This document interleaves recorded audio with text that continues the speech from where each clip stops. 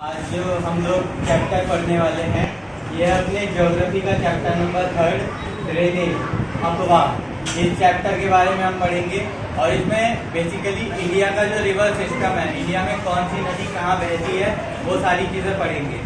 तो सबसे पहले टर्म पे आते हैं चैप्टर के नाम पे ही ड्रेनेज। ड्रेनेज का मतलब क्या होता है, यानी अपवाह। तो इसका अगर सिंपल मतलब समझे तो मान लो मैं एक बिल्डर हूँ, मैंने ये पूरा एरिया खरीदा, ठीक है।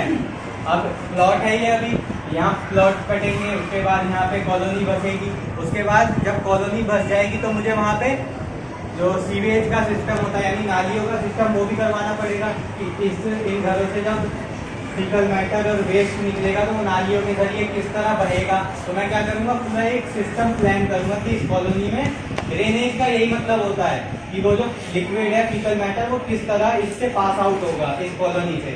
अब ठीक वैसे ही जब ईश्वर ने दुनिया बनाई होगी तो उसने भी दुनिया के साथ क्या रिवर्स बनाई और हर रिवर का एक सिस्टम बनाया कि वो किस एरिया से बहती हुई जाएगी और अंत में कहाँ जाके डुबकी लगा देगी। जैसे अरेबियन सी और बे ऑफ बंगाल, बंगाल की खाड़ी और अरेबियन सी में डुबकी लगाती है सारी नदियाँ अंत में। ठीक वैसे ही तो भगवान ने भी एक सिस्टम बनाया उस टाइम, उसी सिस्टम को ड्रेनेज कहा जाता है, river system of an area. तो ये सीधा एग्जाम्पल से समझ में आ गया आसानी से। अब आगे बढ़ते हैं इसी चैप्टर में। इसके बाद एक होता है ड्रेनेज बेसिन। अब जैसे मान लो ये कॉलोनी थी ए, ये कॉलोनी थी बी, ठीक है। एक नदी इस कॉलोनी से पास होते, मतलब एक सीवेज का जो नाली थी इस कॉलोनी से पास होते हुए बी कॉलोनी से पास हुई, इसके बाद अंत में जाके सीवेज टैंक एक साथ मिल गया और अंडरग्राउंड जो सीवेज होता है वो बड़ी बड़ी पाइपलाइन के थ्रू रिवर्स में जहाँ पॉल्यूटेड वाटर होता है वहाँ जाके खुल गया। तो हमने क्या देखा, जो ये नदी थी ये ए और बी वाले रीजन से पास होती है। तो देखो ड्रेनेज बेसिन, हमने ड्रेनेज समझ लिया कि वो जो सिस्टम होता है पूरा बहने का, अपवाह का जो सिस्टम होता है वो ड्रेनेज। अब अगला टर्म आता है इसमें ड्रेनेज बेसिन।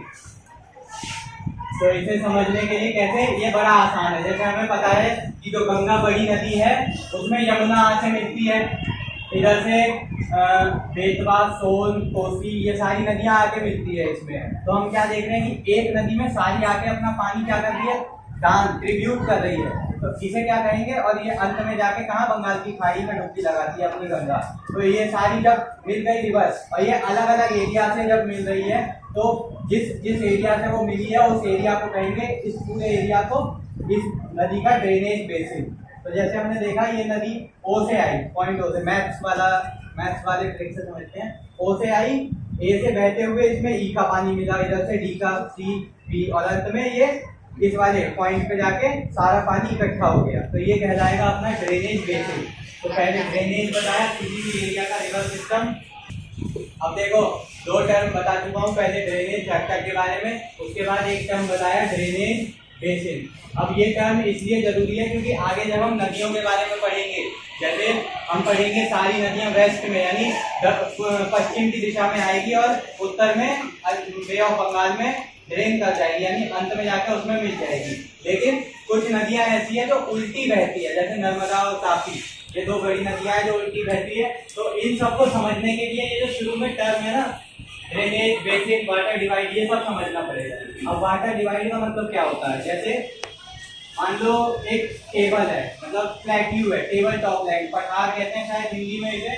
अब एक टेबल टॉप यानी वो जमीन, ये जिस लेवल से तो थोड़ा सा ऊपर होगा, ये जो लैंड वाला लेवल है इससे ऊपर है, लेकिन ऊपर जाके वो एकदम फ्लैट होगा, जैसे हमारी डेस्क जमीन लेवल से ऊपर है लेकिन ऊपर जाके फ्लैट है, तो इसे प्लेट्यू कहेंगे। अब प्लेट्यू पे मान लो अगर तुमने पानी फैला दिया, ठीक है, मतलब टेबल पे ही पानी गिरा दिया, तो स्लोप नहीं है कहीं, ऐसा है वो पानी कहीं भी बह सकता है, इधर भी बह जाएगा और उधर भी बह जाएगा। लेकिन अगर वहीं तुमने थोड़ा सा टिल्ट कर दिया तो ग्रेविटी की वजह से वो पानी उधर बह जाएगा जहाँ टिल्टेशन है। यही चीज वाटर डिवाइड में होती है, सेम थिंग। अगर यहाँ पे तुमने पानी था और बीच में एक वाटर डिवाइड हो गया तो ये क्या करेगा, इधर के पानी को इधर बहा देगा और इधर के पानी को इधर बहा देगा। तो ये काम होता है वाटर डिवाइड का। जैसे हम पढ़ेंगे कि गंगा और इंडस रिवर दोनों हिमालय से आती है, लेकिन बीच में एक अंबाला ऐसा ही वाटर डिवाइड है, अंबाला वाटर डिवाइड। वो क्या करता है, इस अम्बाला वाटर डिवाइड की वजह से जो हमारी इंडस नदी है वो उधर बह जाती है और जाके पाकिस्तान पहुंचती है। पाकिस्तान से वो अरेबियन सी में ड्रेन कर जाती है और ये जो गंगा है इस वाटर डिवाइड की वजह से इस तरफ को बह जाती है। तो ये वाटर डिवाइड वाला भी टर्म समझ में आया कि जब कोई जमीन से थोड़ी सी उठी हुई जगह एक नदी को मतलब दो नदियों को अलग अलग दिशा में बहने पर मजबूर कर दे, उसे अपन वाटर डिवाइड बोलते हैं। तो ये टर्म समझ में आया। अभी तो ये जो कुछ टर्म्स थे ये मैंने बताए। अब एक बार इस चैप्टर की रूपरेखा से मिल लो कि इस चैप्टर में हमें पढ़ना क्या क्या है। सबसे पहले ड्रेनेज सिस्टम इन इंडिया, यानी इंडिया में ड्रेनेज समझ में आया ना, वही सिस्टम जो पानी का बहने का होता है। तो इंडिया में जो ड्रेनेज सिस्टम है उसे पढ़ेंगे। उसमें सिर्फ दो टाइप होते हैं, एक हिमालयन रिवर यानी जो नदियां हिमालय से ओरिजिनेट होती है और जाके इधर भी बह जाती है और उधर भी, और दूसरी पेनिनसुलर रिवर। अब चैप्टर 2 जिसने पढ़ा है वो अच्छे से समझ सकेगा। जैसे मैप उतना अच्छा मेरी ड्राइंग नहीं है, मान लो ये अपना इंडिया है, ठीक है। अब ये जो इस तो देखो चैप्टर 2 में हमने पढ़ा था इंडिया को दो भाग होते हैं। मान लो हमने एक ट्रॉपिक ऑफ कैंसर पढ़ा था जो एकदम बीच में से गुजरता है, वो पूरे भारत को दो हिस्सों में बांट देता है, ठीक वैसे ही समझो। ये जो ऊपर वाला पार्ट है यहाँ से हिमालय से नदियाँ आती है इस वाले एरिया से, तो वही हिमालयन रिवर।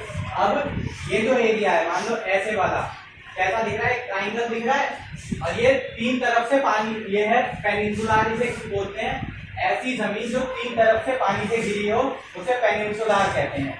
जैसे इधर हम देखते हैं अरेबियन सी, इधर बे ऑफ बंगाल और इधर अपना पैसिफिक ओशन। तो ये तीन तरफ से ये जो ट्राइंगल वाला पार्ट है पेनिनसुलर ट्राइंगल, वो तीन तरफ से पानी से घिरा है तो वो पेनिनसुला कहलाएगा। और इस एरिया से जो नदियाँ इधर को बहती है और इधर को बहती है वो कहलाएंगी पेनिनसुलर रिवर। तो ये दो नदियाँ ही हमें पढ़नी है, एक हिमालय वाली एक पेनिनसुलर वाली। अच्छा एक क्वेश्चन है, जैसे ये तीन तरफ से पानी से घिरा है तो ये पेनिनसुला, एक लैंडमार्क जो चारों तरफ से पानी से घिरा हो उसे क्या कहेंगे? सबको पता है ये, लेकिन अभी किसी के जुबान पे नहीं है, उसे आइसलैंड बोलते हैं, ठीक है। अब इसी के साथ आगे बढ़ते हैं। तो ये हमें पढ़ना है इस चैप्टर में। फिर ड्रेनेज पैटर्न पढ़ना है कि अगर नदी बहती है तो वो किस पैटर्न में। कुछ नदी यहाँ कैसे बहती है, रैंडमली ऐसे, मतलब जो नदियाँ एकदम स्पीड से नहीं आती, धीरे धीरे आती है तो वो मंदमस्त होकर चलती है, ऐसे मिएंडर्स बनाती है। जैसे अपनी गंगा रिवर ऊपर से आती है और हरिद्वार में एकदम प्लेन्स पे आ जाती है गंगा रिवर। और एक जो हमने पढ़ा था भाबर रीजन, जहाँ पे पत्थर होते हैं वहाँ एकदम गायब हो जाती है अपनी गंगा। एक टाइम पे गंगा इतनी मतलब पतली होती है कि तुम एक छलांग में उसे पार कर सकते हो, और एक टाइम पे इतनी ज़्यादा पानी में जाता है उसमें कि वो इस वाले रीजन में बाढ़ लेकर आती है। कहाँ? जैसे बिहार में हम देखते हैं गंगा की ट्रिब्यूटरी कोसी है एक नदी, वो बाढ़ लेकर आती है। तो ये पढ़ना है ड्रेनेज पैटर्न की नदियाँ किस पैटर्न में बहती है। कुछ ऐसी शेप में बहती है नदियाँ, कुछ रैंडमली ऐसे बह जाती है, और कुछ मतलब 3-4 तरीके के शेप है वो पढ़ेंगे। उसके बाद अब हिमालयन रिवर में 3 नदियों के बारे में पढ़ेंगे। जैसे हिमालय से जो नदियाँ आ रही है उनमें 3 नदियाँ पढ़ेंगे। पहली आपकी इंडस रिवर, दूसरी गंगा और तीसरी जो नदी है वो है ब्रह्मपुत्र। इन 3 नदियों के बारे में पढ़ना है बस हिमालय रिवर में। और पेनिनसुलर में थोड़ी सी ज़्यादा है, इसका नाम भी सुना होगा, पहली नर्मदा। ये नदी उल्टी बहती है, सारी नदियाँ इधर बहेगी लेकिन ये उल्टी बहती है। ये कारण क्यों है ये भी समझाऊंगा। इसके बाद इसी के साथ इसी के पैरेलल सतपुड़ा रेंज के नीचे तापी नदी बहती है, उसके बारे में, वो भी उल्टी बहती है नर्मदा के साथ ही। इसके बाद गोदावरी, दक्षिण गंगा कहते हैं गोदावरी को, यानी दक्षिण वाला जो पार्ट है, जैसे ये नॉर्थ और ये साउथ, दक्षिण हो गया ना साउथ, तो अब उसमें सबसे लंबी नदी है गोदावरी, उसके बारे में पढ़ेंगे। इसके बाद आएंगे हम महानदी, उसके बाद कृष्णा और कावेरी। अब कावेरी जो नदी है उसके बारे में एक एक्स्ट्रा पॉइंट है, कावेरी रिवर डिस्प्यूट, यानी यहाँ पे जो 3 स्टेट है आपस में लड़ जाते हैं। एक कहता है कि तुम इसका पानी इस्तेमाल नहीं करोगे क्योंकि बह के ये हमारे यहाँ से जा रही है, इस वजह से तुम पानी इस्तेमाल नहीं करोगे। दूसरा कहता है बह के आ रही है लेकिन इस समय प्रेजेंट तो हमारे यहाँ है तो क्यों नहीं करेंगे यूज। तो आपस में ये स्टेट का हमेशा से कावेरी रिवर पे डिस्प्यूट चलता रहता है। तो ये पूरी रूपरेखा थी चैप्टर की कि इसमें क्या क्या पढ़ेंगे। उसके बाद 2 टॉपिक और रहेंगे अपने कि role of rivers in economy, अर्थव्यवस्था में नदियों का क्या रोल है। जैसे हमने देखा नदियों से मछलियाँ आती है तो अर्थव्यवस्था में रोल हो गया, बहुत सारे लोगों को रोजगार। इसके अलावा और भी अदर पॉइंट्स है वो इस टॉपिक में पढ़ेंगे। इसके बाद हमने देखा नदियाँ है हमारे लिए इतनी जरूरी है लेकिन फिर भी हम उसे पल्यूट कर रहे हैं। किस तरह? केमिकल डाल देते हैं फैक्ट्री का अपना काम आसान करने के लिए। दूसरा, जहाँ पे इलेक्ट्रिसिटी जनरेट होती है, इतना हाई टेम्परेचर का पानी होता है, कोई चीज़ नहीं दिखती उसे डिस्पोज करने की, तो चलो नदी में डाल दो। अब चलो डाल दिया, तो दिक्कत क्या है, अंत में दिक्कत वापस से हमें ही होती है, क्योंकि उसी नदी का जो पानी हमें सिंचाई के लिए चाहिए, पीने के लिए चाहिए उसी नदी का पानी, तो बाद में हम अपने लिए क्यों मुसीबतें खड़ी कर रहे हैं केमिकल डाल के, गर्म गर्म पानी डाल के। इसके बाद मछलियों पे भी हार्मफुल इफेक्ट पड़ता है, उनकी जो एग्स होते हैं वो डिस्ट्रॉय हो जाते हैं, नष्ट हो जाते हैं। तो इसके अलावा और भी बहुत सारे पॉइंट है, इसी टॉपिक में पढ़ेंगे। तो अब जितनी चीज़ें बताई उसे एक एक करके स्टार्ट करेंगे। तो अब ड्रेनेज सिस्टम से नहीं गया, तो सबसे पहले ये सुनो, जब हिमालयन रिवर्स है उसके कुछ पॉइंट है, जैसे पॉइंट ऑफ ओरिजिन। जितनी भी हिमालय रिवर है वो हिमालय से ओरिजिनेट होती है। कैसे? हिमालय पे क्या है, पहाड़ है बहुत सारे, हायर एल्टीट्यूड, बहुत ऊंचे ऊंचे है, और वहाँ हिमालयन रिवर में यहाँ पे पानी कैसे आ रहा है? क्या शंकर भगवान यहाँ पे बाल्टी पर देख रहे हैं पानी? ऐसा नहीं है, यहाँ पे नदियों में ग्लेशियर बन जाते हैं बहुत सारे, और पूरे गर्मी भर वो पिघल पिघल के नदियाँ ड्रेन होती रहती है। अब पॉइंट ऑफ ओरिजिन हो गया हिमालय हो गया। इसके बाद नेचर, क्या ये नदियाँ, कई बार सुना होगा कि गर्मी ज़्यादा पड़ी है, ये वाली नदी सूख गई, वो वाली नदी सूख गई। हिमालय रिवर कभी नहीं सूखती, क्योंकि इनके पास दो सोर्स है, एक तो इन्हें ग्लेशियर से भी पानी मिल रहा है, दूसरा इन्हें जो बारिश होती है उससे भी पानी मिलता है। तो इनके पास पानी ही पानी है, और इतना पानी है कि ये हर साल बिहार वाले रीजन में बाढ़ लाते रहते हैं।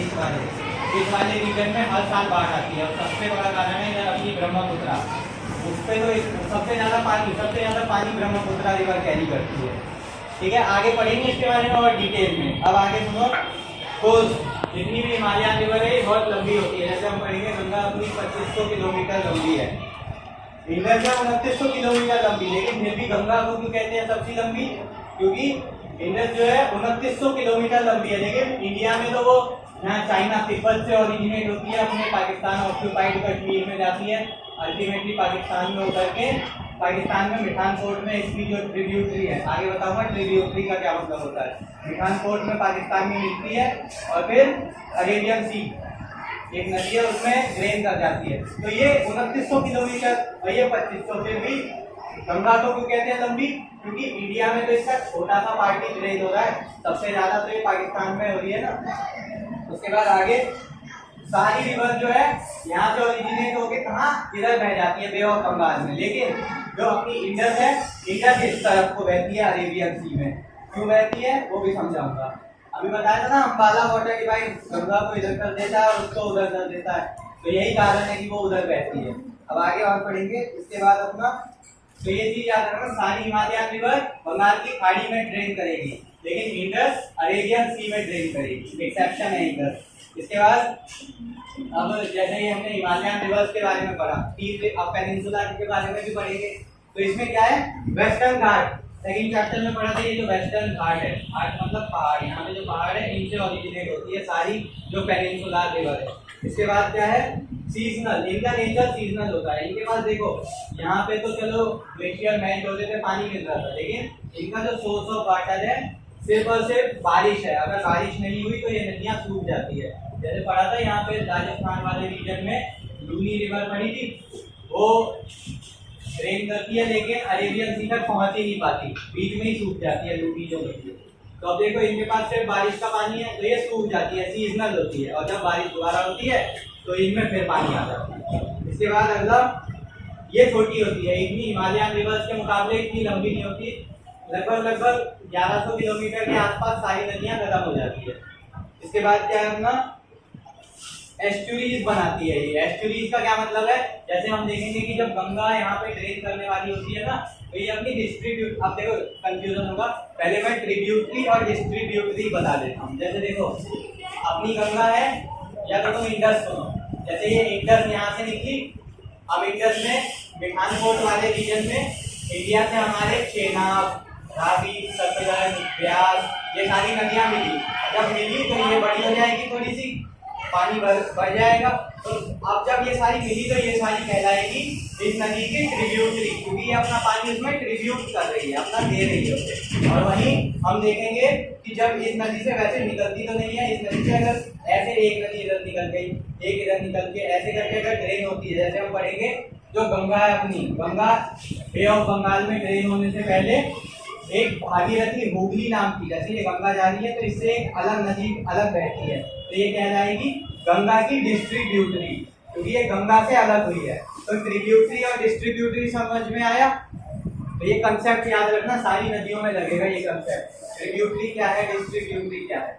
तो अब इसी के साथ आगे बढ़ते हैं। एस्चुरीज, एस्चुरीज का मतलब है कोई नदी ना ट्रिब्यूटरी तो होगी उसकी, लेकिन वो डायरेक्ट जाके बह जाएगी, डायरेक्ट बहते हुए आएगी और उसमें अरेबियन सी में ड्रेन कर जाएगी। वो ऐसे डिस्ट्रीब्यूटली नहीं निकालती है, जैसे गंगा भागीरथी हुगली निकालती है वैसा नहीं करती है। तो ऐसी नदी कौन सी है, अपनी नर्मदा और तापी, ये दो नदियां हैं जो एस्चुरीज बनाती है। एस्चुरीज का मतलब है कि वो डेल्टा फॉर्म नहीं करती। अब डेल्टा क्या होता है, डेल्टा का वही मतलब है कि एक नदी से उसके चैनल्स निकल जाना अलग अलग। तो समझ में आया एस्चुरीज का क्या मतलब है। हिमालयन रिवर्स एस्चुरीज नहीं बनाते, वो ड्रेन करने से पहले अलग अलग चैनल्स निकाल देती है। लेकिन नर्मदा रिवर्स में क्या है, वो भी निकालती है चैनल्स, लेकिन ये जो नर्मदा और तापी है ये दो नदियां हैं जो चैनल्स नहीं निकालती, डायरेक्ट बहते हुए आएगी और अरेबियन सी में ड्रेन कर जाएगी। तो ये हिमालयन और पेनिनसुलर रिवर्स के कैरेक्टरिस्टिक बताए। अब एक एक करके नदियों के बारे में पढ़ते चलते हैं कि कौन सी नदी कहाँ से बनती है, कहाँ बहती है, उसका लंबाई कितनी है और किस। एक हम पढ़ेंगे पाकिस्तान के विषय में, एक बहुत अच्छा टॉपिक बताऊंगा, सबको मजा आएगा सुनने में। अब पहला जो रिवर सिस्टम है था इंडस रिवर सिस्टम, इसके बारे में पढ़ेंगे। इंडस रिवर सिस्टम, अब थोड़ा पता चल गया होगा इंडस कौन सी नदी है, तो हिमालय से ओरिजिनेट होती है। अब हिमालय में कहाँ, तो देखो व्हाट इज रिवर सिस्टम। अब रिवर सिस्टम को मैं बता चुका हूँ क्या होता है। एक नदी जब अपनी ट्रिब्यूटरीज के साथ इससे छोटी से उससे छोटी से मिलकर एक नदी जब बहती है तो उसे रिवर सिस्टम कहा जाता है। और वही मैंने ड्रेनेज का मतलब भी बताया था कि बिल्डिंग में जो कॉलोनी में पूरा सिस्टम होगा। तो अब देखो हम यही पढ़ेंगे ना, Indus river system rises in Tibet. यहाँ पे कहीं तिब्बत है, मानसरोवर लेक के आसपास, चाइना में मानसरोवर लेक है, वहाँ पे एक वाटर डिवाइड है। अब ये जो वाटर डिवाइड है यही इंडस को अलग कर देता है यहाँ पे, और ब्रह्मपुत्र अपनी ब्रह्मपुत्र नदी को भी अलग कर देता है। तो अब ब्रह्मपुत्र के बारे में आगे बढ़ेंगे, इंडस पे फोकस करो। ये जो इंडस रिवर है यहाँ पे ओरिजिनेट होती है अपने पहाड़ों पे से चढ़ते हुए, ऐसे हमारे जम्मू कश्मीर वाले रीजन में बहती है इंडस रिवर, और बहते बहते ऐसे करते करते पाकिस्तान ऑक्यूपाइड कश्मीर, जैसे हमारा ये हम पूरा समझते हैं, लेकिन ये जो एरिया है वर्ल्ड वाइड रिकॉग्नाइज है कि इतना एरिया पाकिस्तान के अंडर में आता है। तो ये POK नाम से जाना जाता है, पाकिस्तान ऑक्यूपाइड कश्मीर। तो अब आगे क्या होगा, एंटर्स फ्रॉम लद्दाख, इस वाले रीजन से आई। यहाँ पे सुना है ना इस वाले रीजन में लद्दाख है। तो अब यहाँ पे जब ये एंटर करेगी तो उसके बाद अब देखो यहाँ पे एक चीज और है, इंडिया में एंटर करने से पहले इसकी भी ट्रिब्यूटरी, मतलब इसकी ट्रिब्यूटरी होती है। जैसे ये नदी यहाँ चढ़ेगी ऊपर पहाड़ों पे, हिमालयन रेंजेस है ना ऊपर, तो इसकी ट्रिब्यूटरी कौन कौन सी है, रास्कर, नुरबा, श्योक एंड फुल्जा। ये भी नदियाँ हैं छोटी छोटी जो इसमें अपना पानी ला के दे देती है और फिर ये आगे बहती है।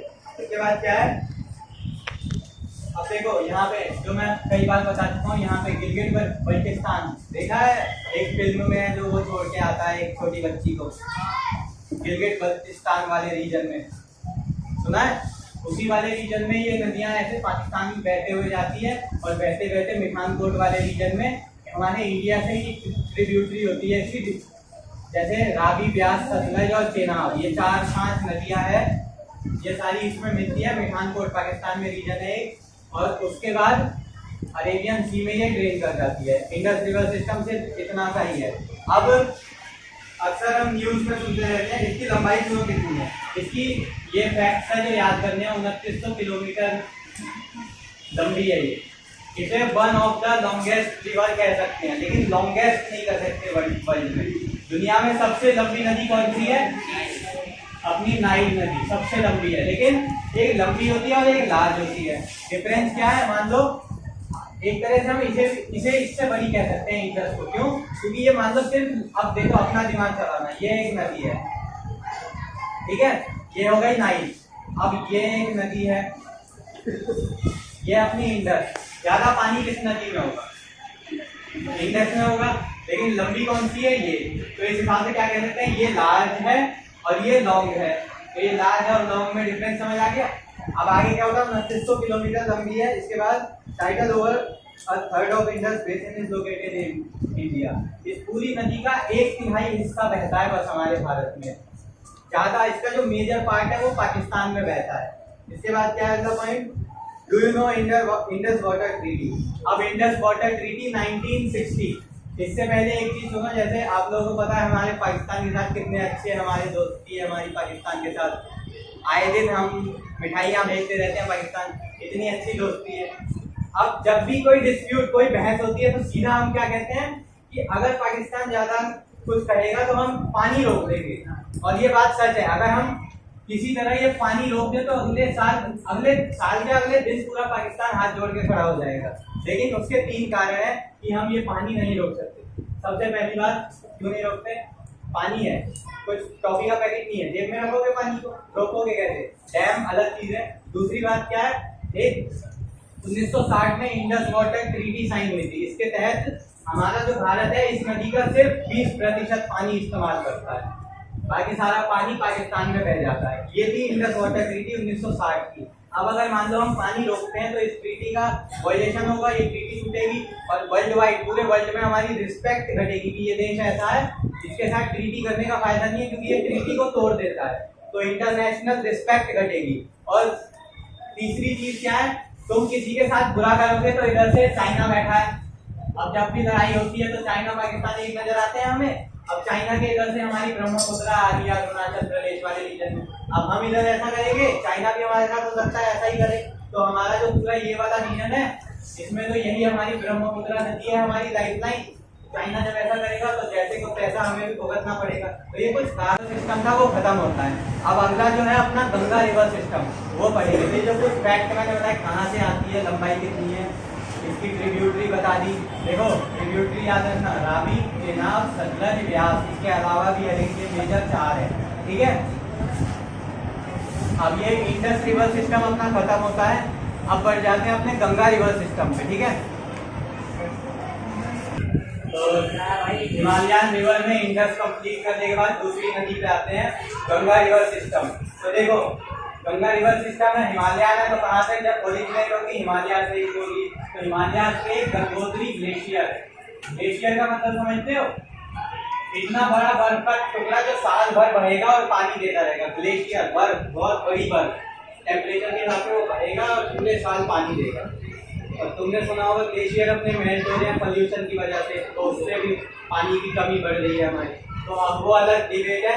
यहाँ पे आओ, गंगोत्री ग्लेशियर है, एक ग्लेशियर है उसका नाम है गंगोत्री, उससे एक यहाँ पे अलकनंदा और एक अपनी कौन सी है देवप्रयाग, ये दोनों नदियाँ आती है और यूके उत्तराखंड में आके मिलती है दोनों नदियाँ।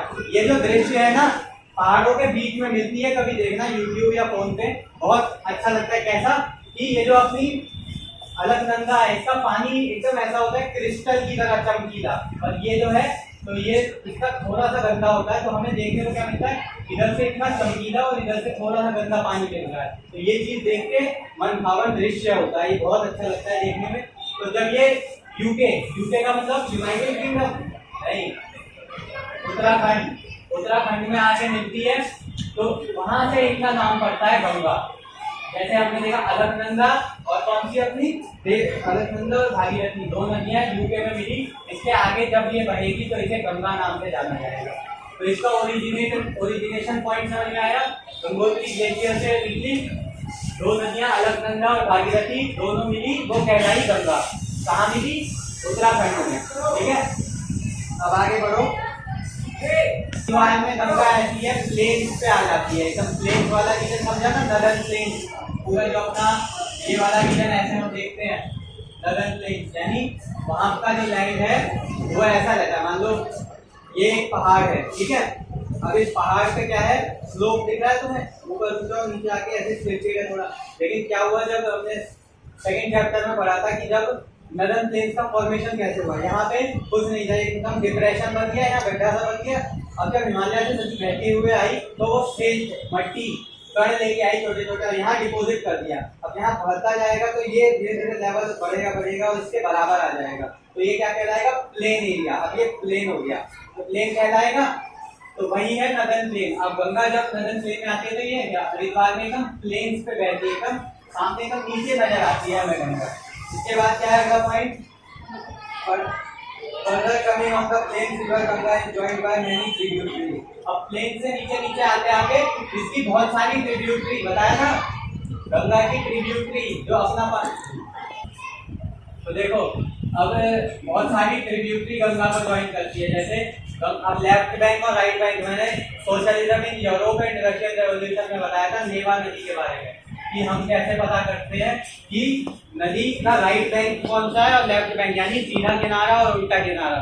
जैसे नदी इस तरफ को बह रही है, दोबारा बताता हूँ, इस तरफ को अगर बह रही है तो मैं एकदम नदी के बराबर में खड़ा होऊंगा और ये राइट मेरा है, तो इस तरफ नदी का भी राइट होगा और इस तरफ नदी का लेफ्ट होगा, तो ये राइट और लेफ्ट बैंक। तो अब जो रिवर गंगा है उसमें तुम सोचो गंगा का राइट कौन सा हिस्सा पड़ेगा, ये वाला पड़ेगा। जैसे इस तरफ को बह रही है गंगा तो ये राइट पड़ेगा गंगा का और ये लेफ्ट पड़ेगा। तो इसकी कुछ राइट बैंक ट्रिब्यूटरी है, सीधे रोड से मिलती है इसमें आके, और कुछ उल्टी तरफ से, जैसे चंबल, बेतवा, सोन, घाघर, गंडक, कोसी। तो ये बिहार वाले, ये जो घाघर, गंडक, कोसी है ये इस तरफ से आके मिलती है और चंबल, बेतवा, सोन इस तरफ से। तो अब जब ये नदियां आ रही है तो इनके पास भरपूर पानी है, गंगा पे भी पानी है, और जब ये दोनों पानी मिलता है तो इतना पानी हो जाता है कि हर साल यहाँ बाढ़ आती है। लेकिन ये नदियां देखो ये कहाँ से आ रही है, पेनिनसुला से आके इसकी ट्रिब्यूटरी बन रही है। इनके पास पेनिनसुला से आ रही है, सिर्फ बारिश है एकमात्र स्रोत पानी, ज्यादा पानी नहीं है, तो ये बाढ़ लाने में सक्षम नहीं है। तो इसकी ट्रिब्यूटरी समझ में आई गंगा की, राइट और left bank tributary. घाघर, Gandak, Kosi ये तीन नदियां हैं, राइट से मिलती है आगे, और चंबल, बेतवा, सोन ये तीन नदियां हैं जो लेफ्ट से आगे मिलती है। तो ये ट्रिब्यूटरी है किसकी, गंगा की। अब आगे क्या लिखा है, Farakka is the northernmost point of Ganga in West Bengal. West Bengal कहाँ है अपना, इस वाले एक मिनट, वेस्ट बंगाल सुनो, गंगा जब हमारा गंगा बह रही है तो कहीं तो हमारा भारत की सीमा खत्म होगी, तो जो पश्चिम बंगाल है, वेस्ट बंगाल, वो उसकी सीमा है आखिर। और मैंने एक चीज स्टार्टिंग में बताई थी कि इस सीमा से पास होने से पहले यहाँ बांग्लादेश आ जाता है इसके बाद, क्योंकि इस सीमा से पास होने से पहले इसकी एक डिस्ट्रीब्यूटरी निकल जाती है, बताया था, भागीरथी, हुगली, तो ये निकल गई। अब देखो यहाँ पे वेस्ट बंगाल में गंगा, यहाँ ये इसका लास्ट पॉइंट है, और जो पॉइंट है उसका नाम है फरक्का बराज। फरक्का जो पॉइंट है वो हमारी गंगा का भारत में सबसे आखिरी पॉइंट है। इसके बाद गंगा पहुंच जाती है बांग्लादेश में। अब बांग्लादेश में एक मेन पॉइंट याद रखो, तुम यहाँ से चलो नाव लेके निकले इस नदी में, जब तुम बांग्लादेश में पहुंचोगे तो तुम्हारी नाव का नाम चेंज नहीं करेंगे, लेकिन जिस पानी में वो बह रही है ना उस पानी का नाम बदल देंगे। जैसे हमारी गंगा बांग्लादेश में पद्मा नाम से जानी जाती है, हमारी जो गंगा है बांग्लादेश में जानी जाती है पद्मा नाम से। इसके बाद इसमें और क्या लिखा हुआ है, ट्रिब्यूटरीज बता दी मैंने गंगा की। इसके बाद लेफ्ट बैंक, राइट बैंक बता दी, और ये भी बता दिया कि हमारे फरक्का बराज के बाद बांग्लादेश में जाती है और पद्मा नाम से जानी जाती है। तो गंगा का पूरा कोर्स बताया, एक इसकी लेंथ नहीं बताई। इसकी जो लेंथ है लगभग 2500 किलोमीटर है गंगा की, जो इंडस थी उससे थोड़ी ही छोटी है, लेकिन इंडिया में सबसे लंबी नदी है अपनी गंगा। तो इसी के साथ जो हमारी गंगा थी वो खत्म होती है, और इसके बाद हम पढ़ेंगे ब्रह्मपुत्र जो तीसरा रिवर सिस्टम है, तो वो चाइना से आता है, तो वो अगली बार पढ़ेंगे। चैप्टर का ग्रेडियंट, उसी का जो चौथा पार्ट, मतलब तीसरी जो नदी है हिमालयन रिवर सिस्टम में, हमने कल क्या पढ़ा था कि ये हमारा हिमालयन रिवर सिस्टम ऊपर का हिस्सा, नीचे का ये जो ट्राइंगल बन रहा है ये पेनिनसुलर रिवर सिस्टम। तो हम जो हिमालयन रिवर सिस्टम में हम इंडस रिवर और अपनी गंगा रिवर कंप्लीट कर चुके हैं। अब जो तीसरी और आखिरी नदी है द ब्रह्मपुत्र रिवर सिस्टम, इसके बारे में पढ़ने वाले हैं। तो अब देखो यहाँ पे हम क्या देखेंगे कि जो हमारी ब्रह्मपुत्र रिवर है वो भी तिब्बत में मानसरोवर लेक के पास ही ओरिजिनेट होती है, और हमने इंडस रिवर में पढ़ा था कि वो भी इसी पॉइंट पे ओरिजिनेट होती है। और इंडस में हमने क्या देखा, वो यहाँ से ओरिजिनेट होके ऐसे होते हुए हमारे पीओके में जाती है, और फिर पाकिस्तान में मिठानकोट के बाद अरेबियन सी में ड्रेन होती है। तो हमने जब देखा जब दोनों रिवर एक ही पॉइंट से ओरिजिनेट हो रही है तो ये इधर चली जाती है, और ये जो हमारी ब्रह्मपुत्र है यहाँ पे हिमालयन रेंजेस है, ऊंचे ऊंचे पहाड़ है बहुत सारे इस साइड में, यहाँ तक, यहाँ पूर्वांचल है इस साइड, तो हम क्या देखते हैं अरुणाचल प्रदेश के पास यहाँ पर, तो हम क्या देखते हैं कि जो अपनी ब्रह्मपुत्र है वो भी यही ओरिजिनेट हो रही है, लेकिन ये उधर नहीं जाती, ये इस साइड हिमालय के पैरेलल आती है। उसके पैरेलल मतलब मैथ्स में पढ़ा है ना, उसी के एकदम बराबर सीधे सीधे उसी के पैरेलल आते आते आगे पढ़ेंगे क्या होता है। तो ऐसा क्यों होता है, ये जो हमारी ब्रह्मपुत्र है ये भी उधर क्यों ड्रेन कर जाती है, तो इसका रीजन ये है। तो देखो हमने देखा कि मानसरोवर लेक जो है यहाँ से हमारी इंडस नदी ऐसे चली गई और जो हमारी ब्रह्मपुत्र नदी है वो इसके पैरेलल हिमालयाज के पैरेलल आ रही है। अब हिमालयाज के पैरेलल आ रही है, इसका भी ज्योग्राफिकल रीजन है। रीजन क्या है, हिमालयाज इतने ऊंचे हैं तो नदी क्या कहेगी कि मैं ऊपर चढ़ के जब इधर बहूंगी, नहीं जब इतने ऊंचे हैं तो वो उसके पैरेलल बहती हुई जाएगी। अब एक क्वेश्चन ये बनता है कि यहाँ से ये दोनों नदियां अपना रूट क्यों बदलती है, क्योंकि मैंने एक कंसेप्ट बताया था वाटर डिवाइड का। एक एलिवेटेड एरिया, एक उठा हुआ एरिया क्या करता है, एक पहाड़ या कोई सा भी उठा हुआ एरिया, दो नदियों को अगर नदी यहाँ पे है तो एक इधर बह जाएगी और एक इधर बह जाएगी वाटर डिवाइड की वजह से। तो अब ये कह सकते हैं कि ये जो मानसरोवर लेक है जहाँ से हम अपनी इंडस और ब्रह्मपुत्र ओरिजिनेट होती है वो एक वाटर डिवाइड है जो उसको उधर बहा देता है और इसको इधर। तो ये समझ में आया कि पॉइंट ऑफ ओरिजिन कहाँ है अपनी ब्रह्मपुत्र नदी का। और जब ये तिब्बत में बहती है तो ये सैंगपो नाम से जानी जाती है, हमारी ब्रह्मपुत्र वहां सैंगपो नाम से जानी जाती है। और ये नदियां इसके पैरेलल बहते हुए हो सकता है, यहाँ पे आपने पूर्वांचल हिमालयाज पढ़े थे सेकंड चैप्टर में, उन्हीं हिमालयाज की वजह से ये यू टर्न लेती है यहाँ से हमारी पूर्वांचल लेती है तो ये यू टर्न लेके अरुणाचल प्रदेश वाले रीजन में आती है।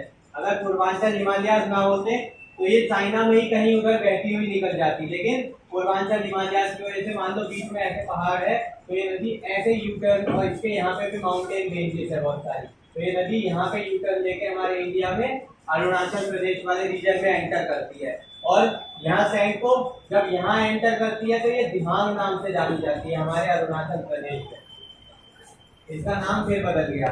अब अरुणाचल प्रदेश के आगे जब ये आसाम में बहती है तब इसका नाम इस नाम से पड़ता है ब्रह्मपुत्र, तब ये हमारी ब्रह्मपुत्र नाम से जानी जाती है।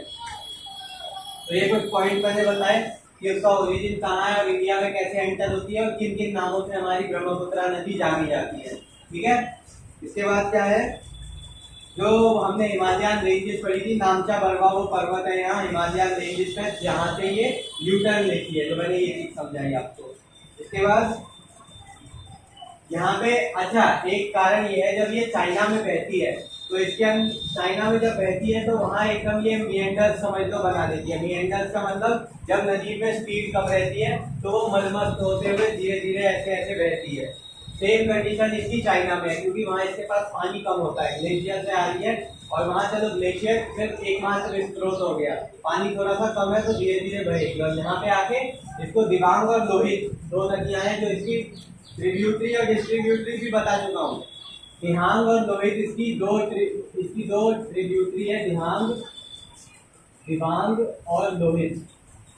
इन दोनों के ज्वाइन होने के बाद ये माइटी रिवर सर्वशक्तिशाली रिवर बनती है और इस वाले रीजन में बाढ़ लाने का कारण भी ब्रह्मपुत्र रिवर बनती है।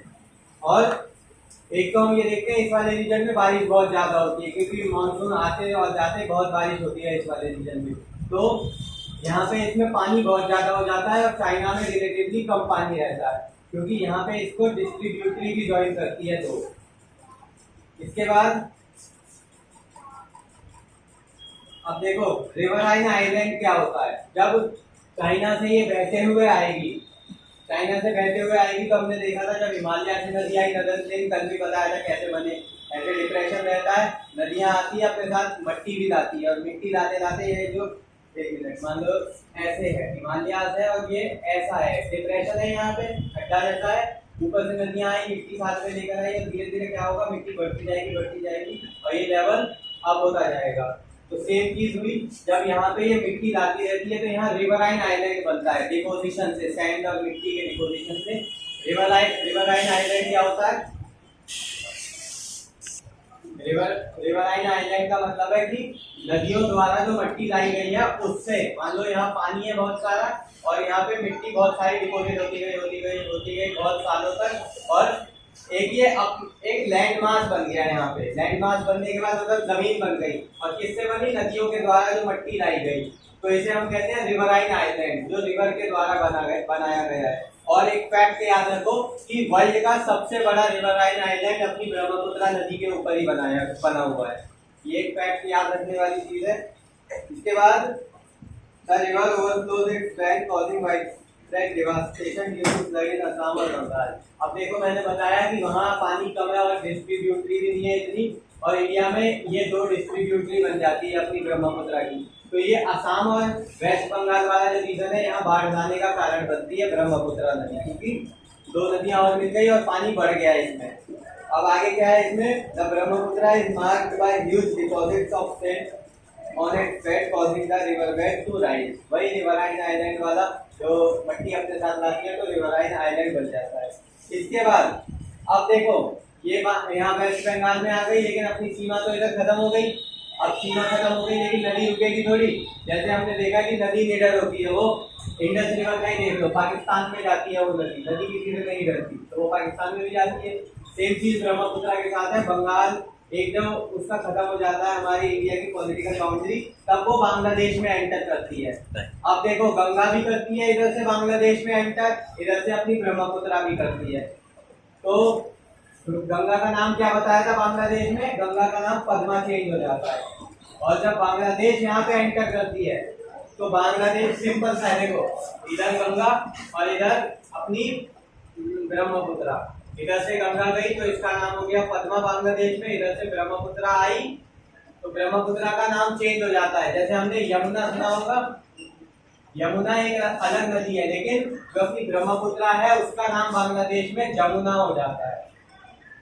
हमारी जो ब्रह्मपुत्र है वो बांग्लादेश में जमुना नाम से जानी जाती है। मान लो आप यहाँ से शिप लेके निकले, ठीक है, अब शिप लेके आप बांग्लादेश में पहुंच गए, तो आपके शिप का नाम चेंज नहीं करेंगे, लेकिन जिस पानी में वो बह रही होगी, आपकी शिप चल रही है, उस पानी का नाम बदल देंगे।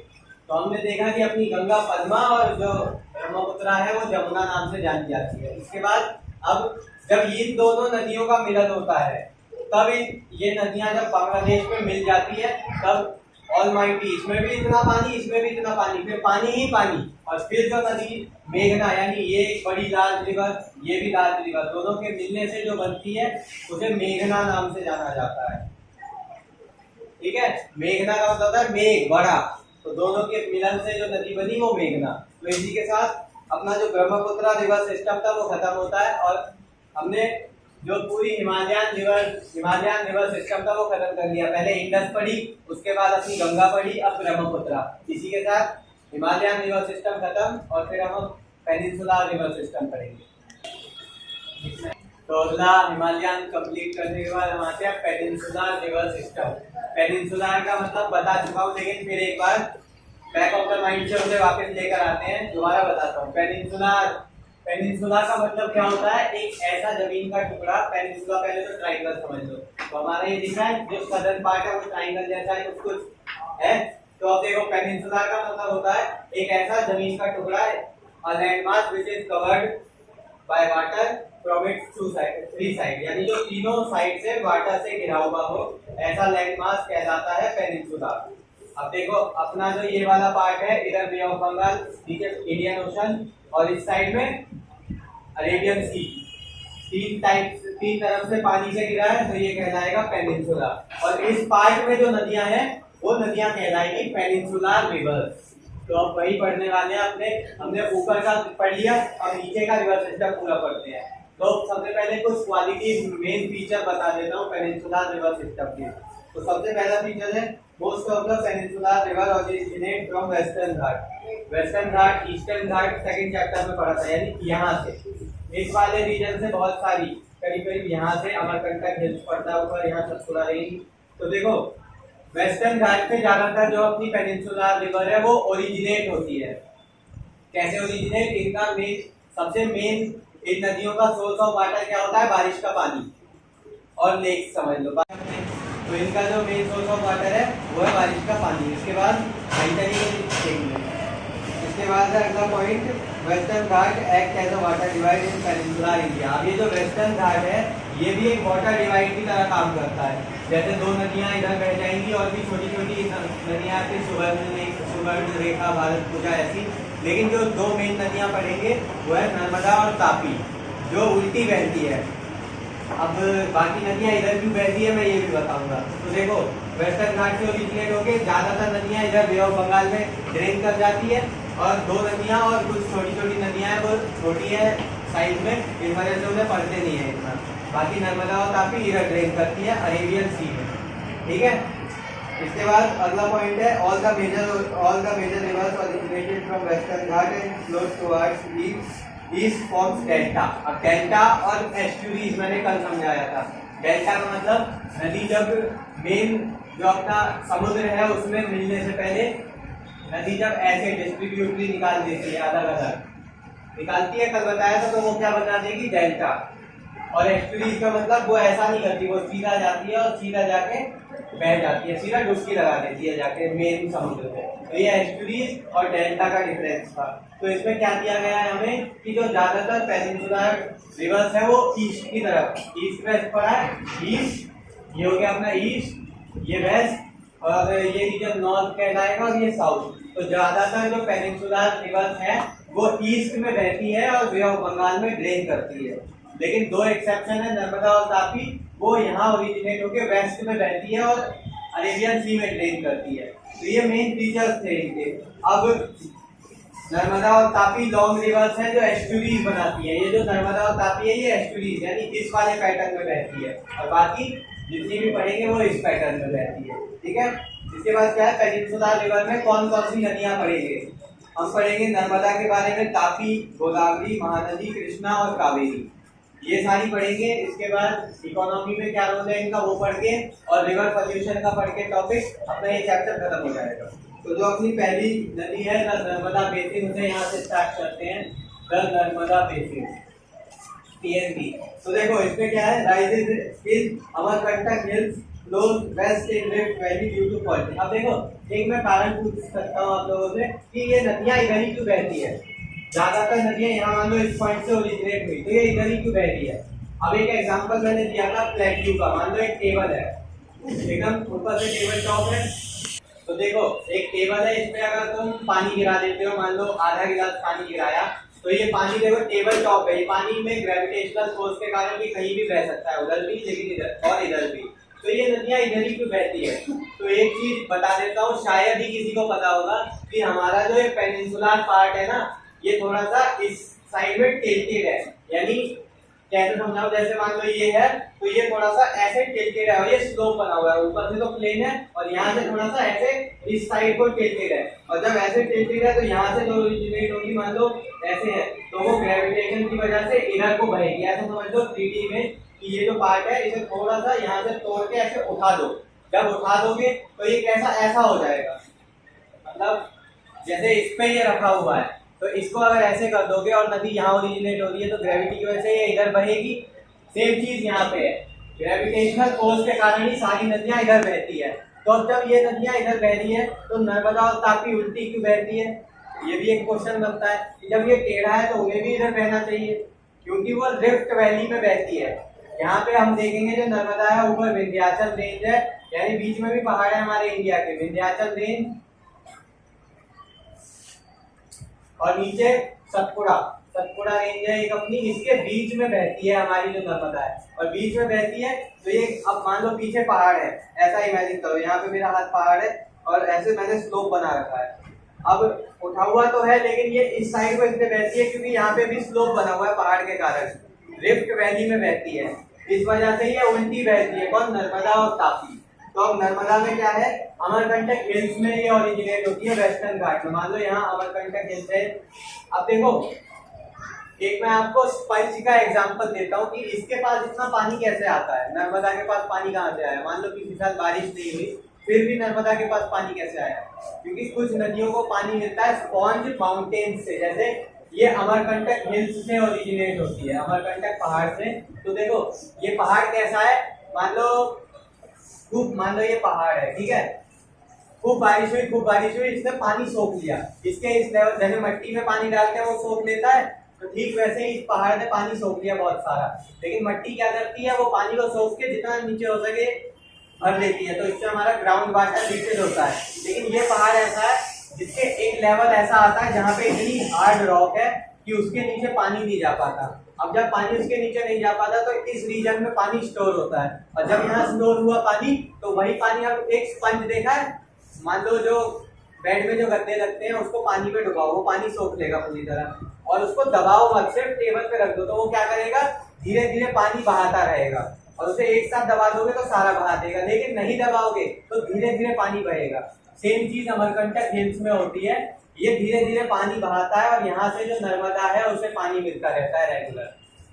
तो कुछ ऐसे भी फैक्ट है हमारे इंडिया में जो है सरप्राइज कर देते हैं हमें। तो नर्मदा को पानी इससे भी मिलता है, एक ये सोर्स हो गया अमरकंटक हिल्स, एक सोर्स हो गया बारिश का पानी। तो इसके बाद आगे क्या पॉइंट है इसमें, Narmada river flows through deep George forming pictures location धुआंधार फॉल्स। अब जब ये इतनी तेज बहती हुई जाती है तो ये जब बहती है तो एक धुआंधार फॉल्स बनता है, यानी पूरे मतलब पानी से एकदम धुआं हो जाता है। जैसे हम देखते हैं ना ओस तो गर्मी से मतलब उस चीज से होती है, लेकिन नर्मदा जब धुआंधार फॉल्स बनाती है तो एकदम मनोरम दृश्य बन जाता है, देखने लायक, बहुत अच्छा लगता है। वहाँ लोग विजिट करने के लिए जाते हैं और धुआंधार फॉल्स पे लोग कूद के दिखाते हैं, मतलब ऊंचे पहाड़ रहते हैं वहां से डाइविंग करके दिखाते हैं, और इस चीज के आपसे वो लोग पैसे लेते हैं। तो ये धुआंधार फॉल्स में बहुत मनोरम दृश्य बनता है जब नर्मदा नदी अपनी बहती हुई जाती है। इसके बाद अगला पॉइंट इसमें दे रखा है, river flows in part of MP and Gujarat. Madhya Pradesh देश का मध्य पार्ट, इसमें और गुजरात में बहते हुए अपनी नर्मदा इस साइड में ड्रेन कर जाती है, और ड्रेन जब करती है तो क्या फॉर्म करती है, वो डेल्टा या एस्चुरीज फॉर्म करती है, यानी सीधे के सीधे बह जाती है नर्मदा और तापी। तो ये अपना नर्मदा रिवर सिस्टम खत्म होता है। इसके बाद हम बढ़ जाएंगे अपने तापी। अब जो अगला रिवर सिस्टम है उसकी तरफ बढ़ते हैं। देखो अगली जो नदी है तापी, तापी बेसिन। बेसिन का मतलब क्या है, वो एरिया जहाँ से तापी जो नदी है वो ड्रेन होना शुरू करती है, मतलब बहना शुरू करती है। तो इसे हम कह सकते हैं नर्मदा की बहन है, उसी के पैरेलल सतपुड़ा रेंज में बैतूल डिस्ट्रिक्ट में ये ओरिजिनेट होती है। वहाँ पे एक वर्ड याद रखो, इसमें तापी नदी में ऐसा कुछ नहीं है जो डिस्क्राइब करने लायक है, सिर्फ जो फैक्ट्स है वो याद रखने हैं आपको। ये कहाँ, सतपुड़ा रेंज में, सतपुड़ा पहाड़ों की रेंज है, जैसे हिमालयन रेंजेस है ना, वैसे ही एक सतपुड़ा और ऊपर विंध्याचल। तो ये सतपुड़ा रेंज में बैतूल एक डिस्ट्रिक्ट है, वहाँ ओरिजिनेट होती है, और वहाँ रिफ्ट वैली के कारण ही जो अभी समझाया था उसी के कारण ये भी वेस्ट में बहती है जो अपनी तापी नदी है। तो ये सेम नर्मदा जैसा ही है सब कुछ। उसके बाद इसमें अलग क्या है, ये भी एमपी, मध्य प्रदेश, महाराष्ट्र और गुजरात इस वाले रीजन से पास होते हुए अरेबियन सी में अल्टीमेटली ड्रेन कर जाती है। तो इसमें ऐसा कुछ समझाने लायक था नहीं। नर्मदा के पैरेलल ही ये भी एक तरह से फ्लो करती है और एस्चुरीज बनाती है। ये भी एस्चुरीज का मतलब सीधे ड्रेन हो जाती है, अपना डेल्टा फॉर्म नहीं करती है नदी, ठीक है। इसके बाद क्वेश्चन ये आता है मन में कि क्या नर्मदा और तापी ही वेस्ट फ्लोइंग रिवर्स है? क्या नर्मदा और तापी ही दो वेस्ट फ्लोइंग रिवर है जो उल्टी बहती है? नहीं, इनके अलावा और भी है, जैसे कि साबरमती, माही, ब्रह्मपुरा और पेरियर। ये नदियां भी वेस्ट में फ्लो करती हैं यहाँ छोटे छोटे रीजन से, लेकिन इनका जो फोर्स है वो बहुत छोटा है, 700 किलोमीटर से भी छोटा पड़ता है, इस वजह से हम इन्हें पढ़ते नहीं है। तो यहाँ पे अपना तापी बेसिन भी नर्मदा बेसिन के साथ खत्म होता है। और अब हम बढ़ जाएंगे अपनी अगली नदी पे जो कि है गोदावरी नदी।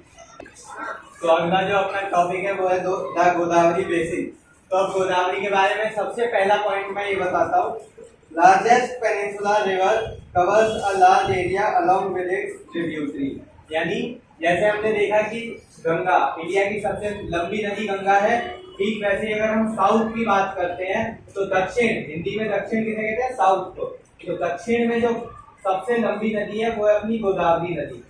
दक्षिण पेनिनसुलर वाले पार्ट में गोदावरी सबसे लंबी नदी है, इसी वजह से इसे दक्षिण गंगा नाम से जाना जाता है, क्योंकि गंगा सबसे लंबी है, नॉर्थ वाले पार्ट में। नॉर्थ वाले पार्ट में क्या पूरे इंडिया में सबसे लंबी है, और ये दक्षिण में सबसे लंबी नदी है, इस वजह से इसे दक्षिण गंगा नाम से जाना जाता है। अगला पॉइंट है rises from the slope of western Ghats in the Nashik district of Maharashtra. Maharashtra के नासिक डिस्ट्रिक्ट में स्लोप की वजह से, जो मैंने अभी बताया ऐसे स्लोप बना हुआ, मान लो अब ऐसे समझ लो, जैसे ये ऊपर पूरा पार्ट है और ये ऐसे जा रहा है, तो अब यहाँ पे स्लोप बन गया और ये नदी किस साइड बहेगी, इस साइड को बह जाएगी क्योंकि ग्रेविटी की वजह से। अब ये ग्रेविटी की वजह से ईस्ट में बहना शुरू करती है गोदावरी जो नदी है अपनी। इसके बाद इसकी लेंथ लगभग 1500 किलोमीटर है।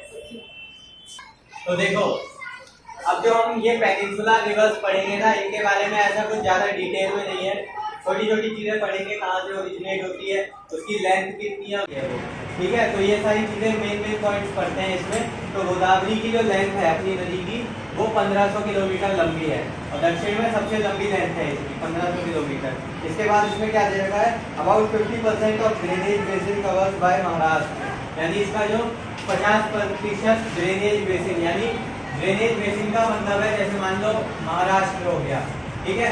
इसके बाद नीचे उड़ीसा, मतलब ऐसे समझ लो कि इसके पास में नहीं है महाराष्ट्र के, लेकिन जहाँ जहाँ से ये बहती है ईस्ट में बह रही है। उसके बाद केरला, ऐसा समझ लो इन वाले रीजन में ये बहती है नदी, तो ये वाले जिस रीजन से बह रही है तो इसका ड्रेनेज बेसिन कहलाएगा, यानी वो एरिया जहाँ से ये नदी बह रही है। तो देखो इसका जो 50% ड्रेनेज बेसिन है वो महाराष्ट्र वाले रीजन में आता है। महाराष्ट्र वाले रीजन में 50% ड्रेनेज बेसिन रहता है इसका गोदावरी नदी का, यानी जितना भी वो बह रही है पूरे इंडिया वाले पार्ट में, तो 50% महाराष्ट्र में बहती है। इसके बाद एमपी और ओडिशा और आंध्र प्रदेश में बाकी ये बहते हुए अल्टीमेटली कहाँ, बे ऑफ बंगाल में ड्रेन कर जाती है, कौन सी, अपनी गोदावरी नदी। तो इसी के साथ ये गोदावरी नदी वाला टॉपिक भी खत्म होता है, तो अब अगली नदी पे पढ़ जाते हैं। अब देखो एक चीज मैं बता देता हूँ चैप्टर से थोड़ा सा बाहर आकर, कि जो मैं पॉइंट्स बताता जा रहा हूँ, हो सकता है कि जहाँ से मैंने बताया नाम कहाँ से ओरिजिनेट होती है, इसकी लेंथ क्या है, ठीक है, किस किस एरिया से ये ड्रेन करती है, उसके बाद इसकी ट्रिब्यूटरी कौन कौन सी है, ये सारी चीजें याद रखना। एक बार में सुन के याद करना सबके लिए इम्पॉसिबल है, किसी को याद नहीं हो सकता। तो इसको याद करने की ट्रिक है कि जो चीजें मैं बताता हूँ तुरंत पॉइंट आउट कर दो अपनी कॉपी में। एक बार लिखोगे, तुम्हारा जो पांचों सेंस एक साथ जब काम करेंगे तो वो चीज तुम्हें तुरंत याद हो जाएगी। पहली बार सुनो, दूसरी बार अपने हाथ से लिखो, पांचों सेंस काम करेंगे, आंखों से देखोगे, हाथ से लिखोगे, उसके बाद माइंड में सोचोगे, ठीक है, सारे सेंस एक साथ काम करेंगे। और तीसरी बार जब उस लिखी हुई चीज को पढ़ोगे दोबारा, तो वो तुम्हें ऐसी याद हो जाएगी कि तुम उस चीज को कभी भूलोगे नहीं, और एग्जाम टाइम में तुम्हें उस चीज को रटना नहीं पड़ेगा, ठीक है। तो ये थोड़ा सा हटके थी कंसेप्ट से, तो अब वापिस अपने टॉपिक पे आते हैं, द महानदी बेसिन। तो ये जो अपनी महानदी है ये हाईलैंड ऑफ छत्तीसगढ़ में ये ओरिजिनेट होती है। इसकी लेंथ जो है वो 860 किलोमीटर है। जो अपनी महानदी है 860 किलोमीटर इसकी लेंथ है। अब लेंथ का क्या मतलब, यानी जिस भी एरिया में वो बह रही है उसको अगर टोटल करते हैं तो वो 860 किलोमीटर एरिया कवर करती है हमारे इंडिया का। और इसके बाद क्या दे रखा है, मेनली फ्लोज इन ओडिशा, मतलब मेनली ओडिशा वाले रीजन में, ओडिशा सुना है, उस वाले रीजन में मुख्य रूप से वो बहती है जो हमारी महानदी है। इसके बाद क्या है, इसकी जो ट्रिब्यूटरी है, ट्रिब्यूटरी का मतलब जैसे ये नदी जो बह रही है यहाँ से आके एक मिली, एक राइट बैंक से आके मिली, फिर इधर से मिली और ऐसे जो मिली, तो इसकी जो ट्रिब्यूटरी है वो मेनली कौन कौन सी है, सेवनाथ, जोंक, हसदो, मोंद और टिल्ब। ये कुछ फ्रैंकी नाम है इन नदियों के, लेकिन ये इसकी ट्रिब्यूटरी है। एक बार दोबारा बताता हूँ जिसको पॉइंट आउट करना हो, सेवनाथ, जोंक, हसदो, मोंद और एल्बी, ये नदियां हैं इसकी ट्रिब्यूटरी। इसके बाद its drainage basin is shared by Maharashtra, Jharkhand, Chhattisgarh and Odisha. ये मेनली 4 स्टेट्स से बहती है।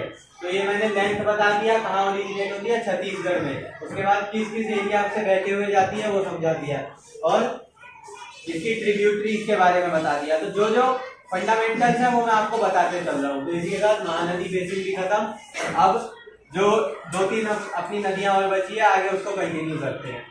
अब देखो अगली नदी है कृष्णा बेसिन। इसमें भी वही पॉइंट रहेंगे जो बाकी नदियों में थे। तो देखो, rises from the spring near Mahabaleshwar, flows eastward, यानी महाबलेश्वर में ओरिजिनेट होती है, वहां से उत्पन्न होती है और बहती कहाँ है?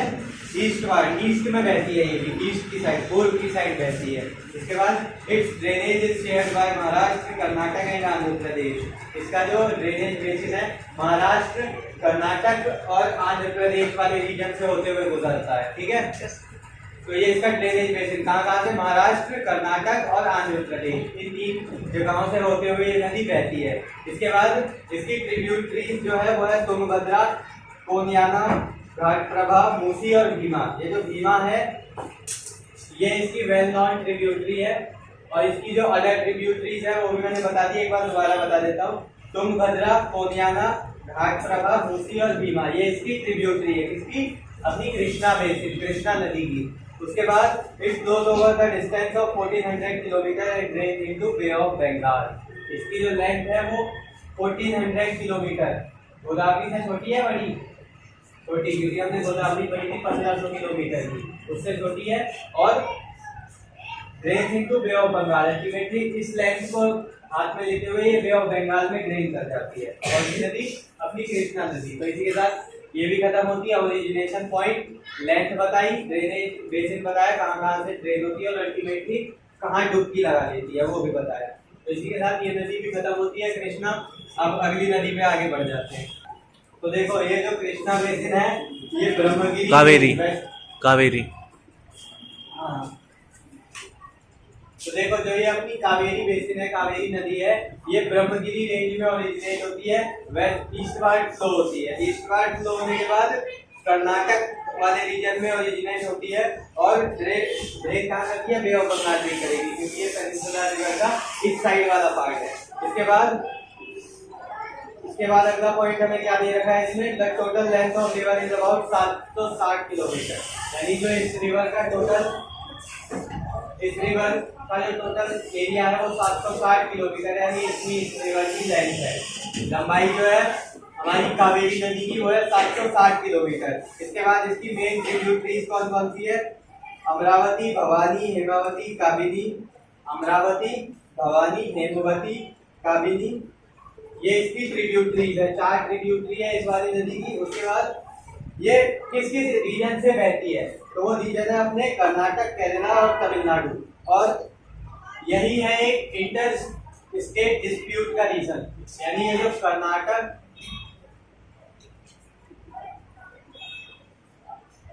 अपना कर्नाटक दे रखा है इसमें, उसके बाद केरला और तमिलनाडु, केरला और तमिलनाडु। मान लो कर्नाटक वाले रीजन से ओरिजिनेट हुई, उसके बाद क्या दे रखा है? इस वाले रीजन से ओरिजिनेट होके इधर बहेगी, उसके बाद अल्टीमेटली इधर, और फिर कहाँ ड्रेन कर जाएगी? बे ऑफ बंगाल में।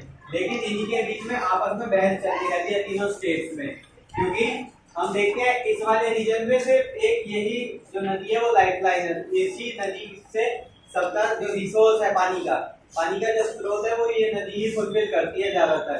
तो ये कहते हैं कि भैया ये नदी हमारे यहाँ ओरिजिनेट हुई है तो तुम इसका पानी इस्तेमाल मत करो, और ये कह रहे हैं कि भैया वो नदी तुम्हारे यहाँ ओरिजिनेट हुई है लेकिन बह तो हमारे यहाँ से रही है, तो हम क्यों ना इस्तेमाल करें इसका पानी। तो इसी वजह से आपस में इनकी बहस चलती रहती है, और ये एकदम मॉडर्न चीज देखने को मिलती है आपस में। अभी के टाइम में भी इंटर स्टेट डिस्प्यूट चलते रहते हैं इनके बीच में कावेरी नदी के ऊपर। तो इसे कावेरी डिस्प्यूट बहुत फेमस है। इसके अलावा चैप्टर से अलग अगर आप लोग इसके बारे में पढ़ेंगे तो नॉलेज बढ़ जाएगी, नॉलेज की चीज है ये, ठीक है। तो उसके बाद यहाँ पे क्या दे रखा है? Of the 3% that is available as fresh water, 3/4 of it is flat as ice. तो यही था इंटर स्टेट डिस्प्यूट के बारे में कि पानी की थोड़ी सी कमी है तो ये आपस में लड़ फिर जाते हैं। इसकी लेंथ बताई, ट्रिब्यूटरी बता दी, कहाँ से ओरिजिनेट होती है वो बता दिया। इसी के साथ अपनी कावेरी नदी भी खत्म होती है, और कावेरी रिवर के साथ जितनी भी पेनिनसुला रिवर थी वो सारी रिवर्स खत्म होती है। कौन कौन सी पड़ी? नर्मदा, तापी, गोदावरी, कृष्णा, कावेरी और महानदी, ये सारी हमने रिवर्स पढ़ी। और हिमालयन रिवर्स में गंगा, ब्रह्मपुत्र और इंडस रिवर। तो सारा जो रिवर सिस्टम था वो खत्म होता है, और अब लेक्स वाला पार्ट हमारे चैप्टर का स्टार्ट होता है। लेक्स मतलब तालाब, तो उसे अब हम पढ़ेंगे, कंटिन्यू करते हैं उसी टॉपिक को। ये थोड़ा सा अलग पार्ट है। जो आधा पार्ट था चैप्टर का वो नदी का था। अब ये लेक्स वाला चैप्टर का अगला पार्ट शुरू होता है। जो हमारा तीसरा चैप्टर है ड्रेनेज, उसका नेक्स्ट पार्ट। तो लेक्स से क्या समझ में आता है? Lakes and be, imagine a situation of various tourist places as Nainital and Srinagar without lakes. जो लोग ऊपर वाले रीजन में से जुड़े हुए हैं किसी भी तरीके से, तो वो इमेजिन कर सकते हैं। मान लो आप लोग नैनीताल का नाम सुना है बहुत सारे बच्चों ने। नैनीताल में अगर लेक्स ना हो तो वहाँ की सीनिक ब्यूटी कैसी होगी? बिना लेक्स के नैनीताल क्या कोई घूमने जाएगा? वहाँ पे लोग लेक्स का जो एक मनोरम दृश्य है अपने आप की संतुष्टि के लिए जाते हैं। उनको सेल्फ सेटिस्फैक्शन मिलता है इससे, क्योंकि एकदम मनोरम दृश्य लगता है वहाँ पे लेक्स के द्वारा। इसके बाद lakes plays a very important role in our life. Tourist centre enhances natural beauty, यानी ये टूरिस्ट सेंटर बन जाता है। देखो इसको जोड़ो एसएसटी से, वैसे एसएसटी पढ़ रहे हैं ठीक है, लेकिन इसे जोड़ो आप लोग किससे? इकोनॉमिक्स वाले सेक्टर से। यहाँ लेक्स हैं तो टूरिस्ट आएंगे यहाँ पे घूमने के लिए। वो आएंगे तो यहाँ शॉप्स लगेगी। अब शॉप्स लगेगी, किसी ने किसी चीज की शॉप लगा दी तो वो बिक्री होगी, तो वहाँ की इकोनॉमिक कंडीशन सुधरेगी। इससे टूरिस्ट लोग जो आएंगे वो पैसा देंगे। इससे क्या वहाँ की इकोनॉमिक कैसी हो गई? टूरिस्ट इकोनॉमी हो गई। यानी ये जो लेक्स है वहाँ की इकोनॉमी पे इन्फ्लुएंस करते हैं। समझ में आया? मतलब अगर ये ना हो तो वहाँ की अर्थव्यवस्था तक बिगड़ सकती है, और ये एक मेजर रोल प्ले करते हैं उनकी इकोनॉमी में। तो हम देख सकते हैं कि इसको उससे जोड़ो, उसको इससे जोड़ो, कनेक्टिविटी बना के रखो तो भी पढ़ने में मजा आएगा। तो ये लेक्स के बारे में मैंने आपको थोड़ा बताया। इसके बाद हैबिटेट फॉर एक्वेटिक लाइफ। अब लेक्स हैं तो उसमें एक्वेटिक लाइफ भी होगी, यानी जलीय प्राणी। इकोसिस्टम पढ़ा है? इकोसिस्टम, मान लो ये था पौधा, ड्राइंग थोड़ी सी बेकार है समझ लेना आप लोग। ये था प्लांट, ठीक है। इसके बाद ये था अपना डियर, उसके बाद ये था अपना कौन? लॉयन, और अल्टीमेटली ये कौन थे? अपने बैक्टीरिया और फंगस, ठीक है। मान लो प्लांट को डियर ने खाया, डियर को शेर खा गया। शेर जब मरा, शेर की जब डेथ हुई तो शेर को बैक्टीरिया और फंगस ने अपने एक्शन के कारण क्या कर दिया? डिकम्पोज कर दिया, ठीक है। तो मान लो अगर मैं पौधा हटा दूं तो डियर क्या खाएगा? डियर मर जाएगा, उसे खाने को नहीं मिलेगा। अब डियर नहीं रहेगा तो लॉयन का खाना नहीं है तो लॉयन मर जाएगा, और अल्टीमेटली जब लॉयन नहीं होगा तो ये किसे डिकम्पोज करेंगे? और बीच की चीज हटा दूं, मान लो मैं एक मिनट डियर हटा दूं तो क्या होगा? अब मैंने डियर को मान लो हटा दिया तो ये भी इन्फ्लुएंस होगा, ये भी। क्यों? क्योंकि जब डियर नहीं होगा तो इनकी संख्या बढ़ती चली जाएगी, बहुत ज्यादा बढ़ेगी। जितनी जरूरत है उससे ज्यादा बढ़ेगी, और हमारे लिए हर चीज जरूरत के हिसाब से ही जरूरी है। अगर ये नहीं होगा तो इसकी संख्या बढ़ जाएगी, इस पे अफेक्ट पड़ा। अब इसकी संख्या बढ़ी, उसके बाद ये नहीं होगा तो ये क्या खाएगा? इसकी डेथ हो जाएगी। यानी एक चीज हमने क्या देखी? एक के ना होने से दो पे अफेक्ट पड़ता है। तो अब उसके बाद फिर इस पे तो अफेक्ट पड़ेगा, जब यही नहीं होगा तो ये क्या खाएगा? तो सेम चीज है इकोसिस्टम में, यही होता है कि अगर एक मक्खी भी है ना तो वो भी हमारे इकोसिस्टम में जरूरी है। हम लोग सोचते हैं, मान लो छिपकली होती है, डेजर्ट सबकी दीवारों पे होती है, हमें तो कोई काम नहीं है इसका, तो हम क्या सोचेंगे कि भैया इसका कोई काम नहीं है, इसे मार दो, हटा दो, क्या जरूरत है हमें इसकी? लेकिन जरूरत है। अगर ये नहीं होगी तो इंसेक्ट और जो छोटे मोटे कीड़े होते हैं उनकी संख्या दिन पे दिन बढ़ती चली जाएगी। उन्हें कौन खाएगा? उनके कंट्रोल के लिए क्या जरूरी है? रिजल्ट का होना जरूरी है।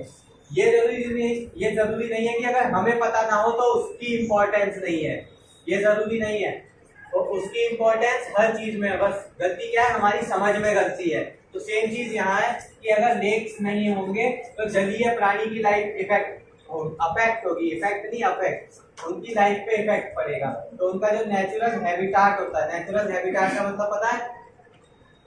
यानी ऐसी जगह जहां वो नेचुरली कंफर्टेबल फील करते हैं, जहां वो रह सकते हैं। जैसे शेर है, वो कहाँ कंफर्टेबल फील करेगा? जंगल में। उसे तुम घर में ले आओ, कैद करके रखो। मान लो जू में क्या होता है, उसको कैद करके रखते हैं, वो क्या कंफर्टेबल फील करता है? वहाँ नहीं करता, लेकिन जंगल में एकदम कंफर्टेबल फील करेगा वो। सेम चीज है, मछलियों का जो नेचुरल हैबिटाट है वो क्या है? लेक्स। तो ये मैं एक छोटी सी लाइन थी, लेकिन समझाने के लिए बहुत आगे तक ले गया और वापस पीछे लेके आया। उसके बाद अगला पॉइंट क्या दे रखा है इसमें? Help us to regulate the flow of a river. अब लेक्स का एक बहुत अच्छा काम होता है बाढ़ को प्रिवेंट करने में। मान लो बारिश बहुत ज्यादा, लगभग 4-5 दिन से 18 दिन से लगातार बारिश हो रही है, रुकने का नाम नहीं ले रही। और नदी कौन सी है? मान लो अपनी गंगा ही नदी है, ठीक है। अब ये ग्लेशियर से पानी लेके आई है, उसके बाद इसको बारिश से भी लगातार पानी मिल रहा है, तो इतना पानी हो गया, पहले इतना था, आगे जाके इसमें इतना हो गया, उसके बाद और इतना बढ़ती चली गई, और वहीं से बहते बहते मान लो कोई लेक मिल गया। लेक क्या होता है? वो आगे नहीं बढ़ता, वो उसका एरिया लिमिटेड होता है लेक का। अब ये नदी इतना सारा पानी लेकर आ रही है, तो ये नदी क्या करेगी? सारा पानी अपना उसमें उलट देगी। अब जब उसमें उलटेगी ये पानी, तो क्या होगा? उसका लेवल थोड़ा सा कम हो जाएगा, धीरे धीरे पतली हो जाएगी। तो इससे क्या होगा? लेक्स ने बाढ़ की सिचुएशन को प्रिवेंट कर लिया, यानी डिस्ट्रक्शन को प्रिवेंट कर दिया, जो तबाही होती उससे बचा लिया, क्योंकि नदी का जो ज्यादा पानी था वो इन्होंने अपने अंदर ले लिया, और इनका एरिया लिमिटेड है तो ये आगे भी नहीं भेजेंगे उसे। तो एक चीज हमने लेक्स की इम्पोर्टेंस में ये पढ़ी, वो नेचुरल हैबिटाट होते हैं बहुत सारे एक्वेटिक प्राणी, जलीय प्राणियों का, और दूसरी वो बाढ़ वाली सिचुएशन को भी प्रिवेंट कर सकते हैं नदियों से पानी लेकर, ठीक है। अब तीसरा पॉइंट इसमें क्या दे रखा है?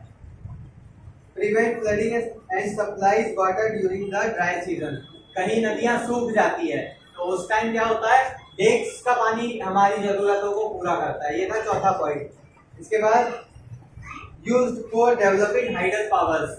हाइडल पावर्स हमने देखा लेक्स का इस्तेमाल कहाँ किया जाता है? हाइडल पावर्स में। इसे समझना आप, ये इंपॉर्टेंट चीज है।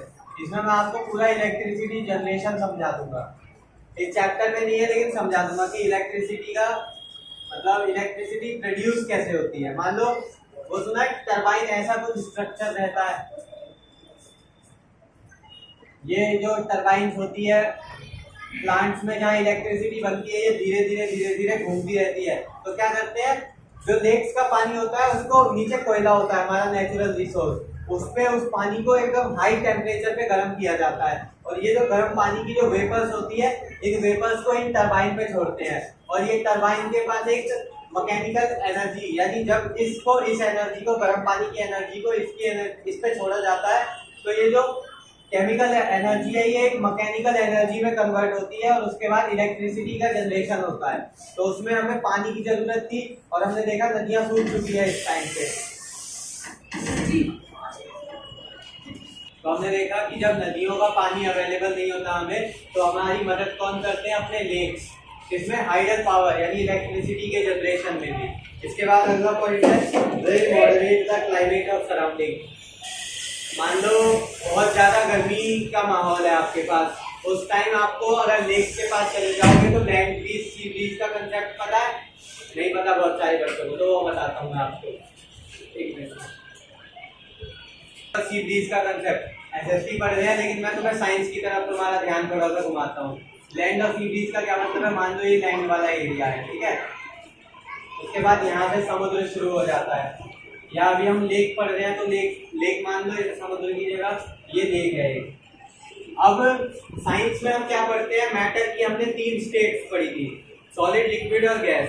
अब एक पॉइंट याद रखना कि जो लैंड होता है हमेशा पानी के कंपैरिजन में जल्दी गर्म होता है, ठीक है। तो अब हम क्या देख रहे हैं कि ये पानी है, यानी मैटर का लिक्विड फॉर्म है। अब जब लिक्विड फॉर्म है तो ये किस चीज का बना होगा? पार्टिकल्स का। पार्टिकल्स कौन होंगे? Atoms and molecules. अब ये जब उनका बना होगा, ऊपर क्या है? अपने सूरज, ठीक है, इनसे क्या आई? सोलर रेडिएशन आई। उसके बाद जब इसके ऊपर क्या? इसके ऊपर एयर भी होगी, लेक के ऊपर एयर क्या करेगी? ये जो एयर है इसके मतलब इस रेडिएशन से ये एयर के पार्टिकल्स गर्म हो जाएंगे। अब जब गर्म होंगे तो हमने देखा है कि गर्म होने के बाद चीज हल्की हो जाती है, लाइट होती है चीजें। अब ये पार्टिकल्स जो होंगे एयर के, ये हल्के होंगे तो हल्की चीजें ऊपर की तरफ ड्रिफ्ट करती है, तो ये ऊपर की तरफ ड्रिफ्ट करेंगे। अब एक और साइंस का कंसेप्ट डिफ्यूजन वाला, a spontaneous movement of molecules from a region of higher concentration to lower concentration। यानी जब ये हवा ऊपर चली गई तो यहाँ पे इसका कंसेंट्रेशन कम हो गया।